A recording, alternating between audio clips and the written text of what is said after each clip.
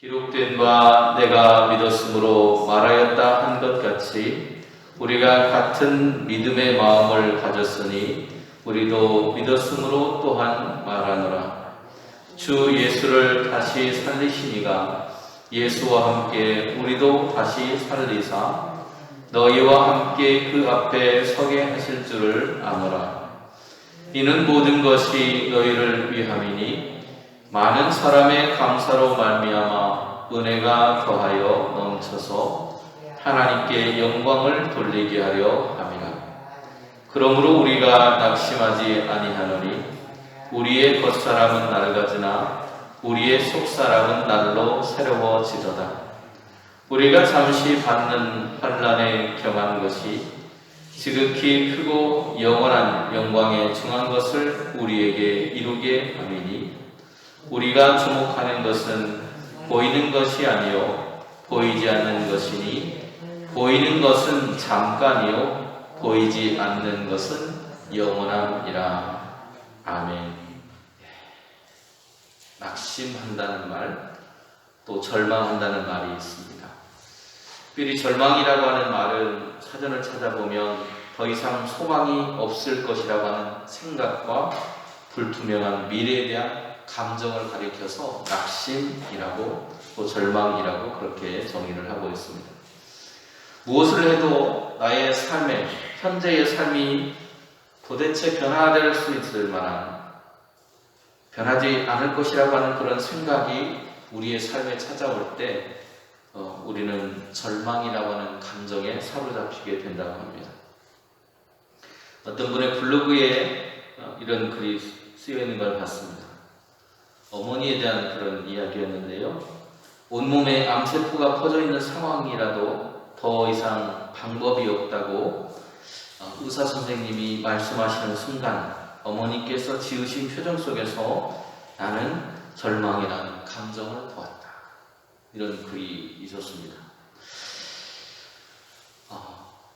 의사가 그 말을 하기 전까지만 해도 회복될 수 있을 거라고 하는 소망을 가지고 있었던 사람이 더 이상 방법이 없다라는 말을 듣고 절망했다라고 하는 것입니다. 우리의 삶에도 이런 상황들은 자주 찾아옵니다. 절망, 낙심이라고 하는 감정은 우리의 삶에 자주 등장합니다. 이런 낙심의 상황이 우리에게 찾아올 수 있다는, 믿음의 사람이라고 찾아오지 않는 것이 아니라 믿음의 사람들 역시도 이런 마음들을 찾아온다는 것. 그런데 오늘 신앙이라고 하는 이름으로 살아가는 우리이기 때문에 오늘 그러한 상황이 왔을 때 우리는 어떻게 그 절망과 낙심에 대해서 대처해야 할 것인가? 오늘 말씀을 중심으로 생각해 보려고 합니다. 바울은 굉장히 힘든 시간들을 많이 보냈습니다. 이 앞에서 말씀드렸던 것처럼 사람들에게 인정받지 못했던 사도로서의 그런 모습들, 또 자신이 사도라고 하는 그 일들을 감당하면서 사람들에게 오해가 생겨서 그 일을 제대로 감당하지 못하고 하나님의 영광을 드러내지 못했던 자신의 상황들을 바라보면서 그것을 바꿔보려고 노력했는데도 변화되지 않는 모습에 어쩌면 그도 낙심했을 수 있을 것 같습니다. 그런데 오늘 바울은 그런 낙심을 넘어서는 마음을 그리고 모습을 보여줍니다. 바울은 죽은 자의 부활을 확신하고 있었습니다. 이것은 굉장히 중요한 일이었습니다. 하나님의 능력에 대한 견고한 믿음, 신뢰를 가지고 있었다는 것을 말해줍니다. 바울은 앞에서 말씀드렸던 그런 감내하기 힘들었던, 매를 맞기도 하고 사람들에게 오해를 사기도 하고 하는 수많은 어려움들 가운데서도 하나님의 능력에 대한 신뢰를 잃지 않았다라고 하는 것, 바로 그 모습 속에서 그는 인생의 소망을 발견할 수 있었습니다. 죽음에서의 부활에 대한 바울의 확신은 흔들림 없는 견고한 소망을 갖는 기초가 된 것입니다. 바울이 하나님의 복음을 전하던 그 시절에는 로마의 원형 경기장에서 굶주린 사자들에게 찢겨서 죽어가던 순교자들이 있었습니다. 죽음에서의 부활이라고 하는 흔들림 없는 이 견고한 소망을 갖는다라고 하는 것은 그러기에 매우 중요한 것이었습니다. 그 원형 경기장에서 짐승들에게 날카로운 이빨과 흉측하게 찢겨져 나가는 자신의 모습을 바라보면서도 조금도 두려워하거나 흔들리지 않았다는 것입니다. 교회사에 보면 서머나 교회의 감독이었던 폴리캅이라고 하는 감독에 대한 이야기가 나옵니다. 그런 불타는 장작더미 위에서 감사의 기도를 드렸다는 그런 기록이 있는데요. 그 이유가 무엇이었냐고 했을 때 이 감독에게는, 폴리캅이라고 하는 사람에게는 부활에 대한 소망이 바울과 같이 있었다는 것. 그는 죽음을 앞두고 이런 기도를 드렸습니다.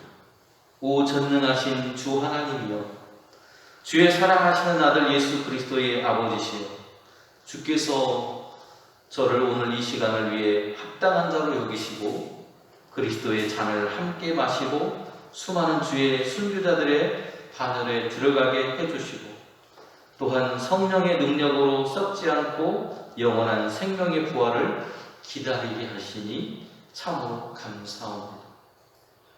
그리고 마지막에 그는 이렇게 기도를 마칩니다. 영원히 살아계신 예수 그리스도와 성령님께 지금부터 영원토록 영광을 돌릴지어다. 이런 기도로 그의 기도를 마치고 순교하게 됩니다. 오늘 그의 기도의 모습을 보면 성령의 능력으로 썩지 않고 영원한 생명의 부활을 기다리게 해주셔서 감사하다는 기도를 드리고 있습니다. 이것이 바로 그가 가지고 있던 부활에 대한 소망이고 믿음이었습니다. 고린도 교회에 보내는 바울의 이 편지 역시도 고린도전서 6장 14절에 보면 이렇게 고백합니다. 바울은 하나님이 주를 다시 살리셨고 또한 그의 권능으로 우리를 다시 살리시리라. 주님께서 먼저 부활하셨고 그 부활의 생명이 주님에게만 있는 것이 아니고 오늘 주님을 구주로 믿고 있는 우리에게도 그 부활의 소망과 생명이 있음을 믿습니다라는 바울의 고백입니다. 바울의 그러한 부활에 대한 소망을 가진 모습 속에서 바울 역시도 주님께서 부활하셨기 때문에 우리도 다시 살리실 거라고 하는 그 믿음, 그 모습이 바울 스스로가 당하고 있는 고난의 그 시간들을 견뎌낼 수 있었다는 겁니다.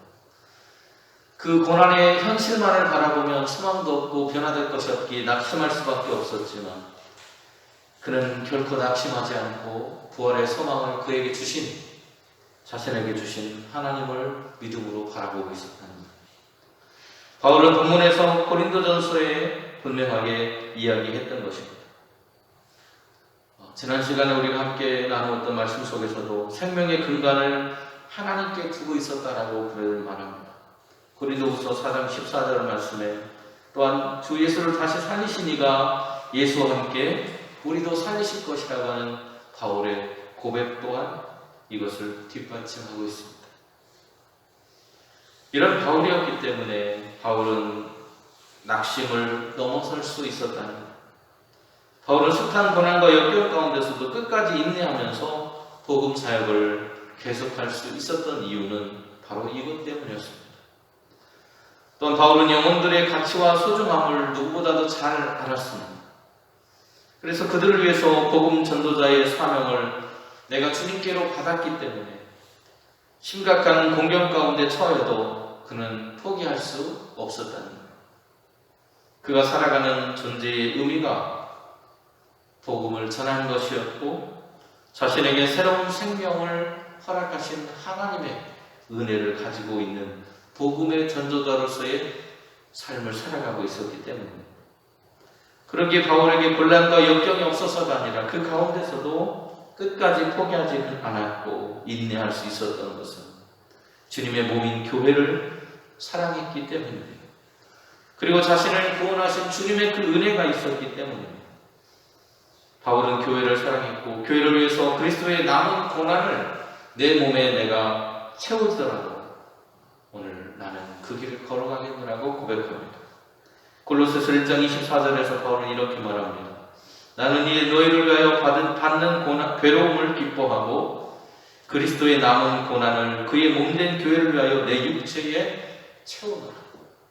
이렇게 말할 수 있었던 이유는 앞에서 말씀드린 부활의 소망이 자신 안에 있음을 믿었기 때문입니다. 우리도 그의 몸의 한 식자가 되었고 애정을 가지고 오늘 우리에게 주어진 역할을 최선을 다해서 해야 합니다.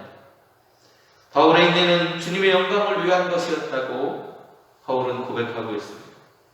하나님의 영광이 목표가 되는 삶을 살았던 바울이었기에 고난과 역경을 넘어서서 오늘 그 길을 걸어갈 수 있었습니다. 고린도전서 10장 31절에 바울은 그러기에 이렇게 고백할 수 있었습니다. 그런즉 너희가 먹든지 마시든지 무엇을 하든지 다 하나님의 영광을 위하여 하라. 오늘 이런 고백을 할 수 있었던 것은 자신을 향해 주셨던 하나님의 은혜와 사랑, 그리고 자신에게 주셨던 그 부활의 소망과 은총이 있음을 기억했기 때문입니다. 바울이 관심을 기울인 것은 외형적인 우리의 모습이 아니었습니다. 바울의 관심은 속사람이었어요. 속사람. 우리의 외형은 시간이 흐르고 그 흘러가는 시간에 따라서 날마다 늙어갑니다. 주름이 늘어가고 또 오늘 이가 빠져가고 또 기력이 자꾸 쇠해져가고, 그래서 그 모습만을 바라보면 우리는 정말 소망 없는 인생을 살아갈 수밖에 없습니다. 그런데 오늘 바울은 그렇게 썩어져가고 낡아져가고 힘겨워가는 후패해져가는 인생의 겉모습이 아니라 우리 안에 있는 하나님의 영을 의지했다는 거예요. 앞에서 말씀드린 것처럼 절망이라고 하는 감정은 변하지 않는 내 미래에 대한 것이라고 그랬잖아요. 그런데 오늘 내 미래가 변할 수 있다는 소망이 있었던 겁니다. 무엇으로요? 겉에 낡아져가는 그 모습이 아니라 날마다 새로워져가는 하나님의 영으로 충만한 내 삶입니다. 하나님의 은혜로 가득 찬 내 삶입니다. 날마다 주님을 닮아가고 하나님의 영화에 가까워져가는 그 모습을 바라보면서 바울은 인생의 소망을 가지고 살 수 있었다는 거예요. 고난을 당할 수 없었던 자신의 그런 삶의 모습, 옥에 갇히고 죽음의 위기에 처하고 수많은 죽어가는 형제 자매들을 바라보면서 어쩌면 세상적인 눈으로 바라봤다면 그 모든 것들이 절망스러운 상황이었을 바울의 모습 속에서 바울은 세상의 것을 포기하고 보이지 않는 영원한 것을 소망하고 바라보았다고 말하고 있습니다. 보이는 것에 대한 애착을 버렸기 때문에 보이지 않는 영원한 하나님의 나라, 모든 시간과 모든 생명의 주인 되신 하나님을 바라보았기에 온 삶을 변화시키고 회복하시고 새롭게 하실 하나님을 바라보았기에 낙심하지 않을 수 있었습니다. 요한일서에서 요한은 이렇게 우리에게 말합니다. 이 세상도 그 정욕도 지나가되 오직 하나님의 뜻을 행하는 이는 영원히 거하느니라. 우리 외형적인 것, 세상적인 것들은 다 지나갑니다. 사라져갑니다. 썩어져갑니다. 그러나 영원하신 하나님과 함께하는 우리의 삶은 그 부활의 소망이 영원하다고 바울은 고백하고 있고 또 요한도 고백하고 있습니다. 오늘 바울은 17절과 18절에 이렇게 고백합니다. 우리가 잠시 받는 환난에 경한 것이 지극히 크고 영원한 영광에 중한 것을 우리 이루게 함이니 우리가 주목하는 것은 보이는 것이 아니요 보이지 않는 것이니 보이는 것은 잠깐이요 보이지 않는 것은 영원하다. 현재 당하고 있는 고난이 장차 우리에게 임할 영광에 비교할 수 없다고 오늘 로마에 있는 교인들을 위로했던 바울의 편지에서도 또 오늘 본문에서도 동일한 이야기를 하고 있는 겁니다. 인생의 고난을 오늘 우리는 경험하고 있는지 모릅니다. 그래서 한치 앞을 바라보았을 때 미래가 불투명하고 불안하고 낙심되고 절망적인 상황들이 우리의 삶에 가득 찬 것처럼 보일 수 있습니다. 그러나 바울이 말하고 있는 것처럼 그 모든 것들은 잠시 잠깐 우리의 삶 속에 있다가 지나간다고 말하고 있습니다. 그리고 그 후에 지극히 크고 영원하신 하나님의 영광이 하나님께서 우리의 삶 가운데 부활의 소망과 능력으로 함께 하실 것이라고 약속하고 있습니다. 오늘 우리의 눈에 보여지는 세상적인 것이 아니라 하나님의 약속과 부활의 소망을 믿고 날마다 새로워져가는 삶 속에 오늘 주님과 함께 동행하시는 저와 여러분이 되실 수 있기를 간절히 축원합니다. 기도하시겠습니다. 은혜로우신 하나님, 우리의 외형적인 것들은 늙어져가고 변화되어져가고 또 바뀔 수 없는 현실인 것처럼 보여져서 절망스럽고 낙심되는 우리의 삶이 우리 주변에 가득 차 있는 것처럼 보입니다. 그러나 주님, 우리는 그 모든 것들을 변화시키시고 새롭게 하시고 특별히 우리의 영을 새롭게 하시는 하나님이 우리의 삶 가운데 오늘도 동행하심을 믿고 주님을 죽음 후의 권세 아래서 다시 살리셨던 것처럼 우리를 살려주실 것을 믿는 굳건한 믿음이 우리에게 있기에 그 약속을 하신 하나님이 우리 편에 서 계시기에 오늘도 부활의 생활 가운데 주님과 함께 낙심을 넘어 승리하는 인생을 살아갈 수 있음을 믿고 나아가려고 합니다.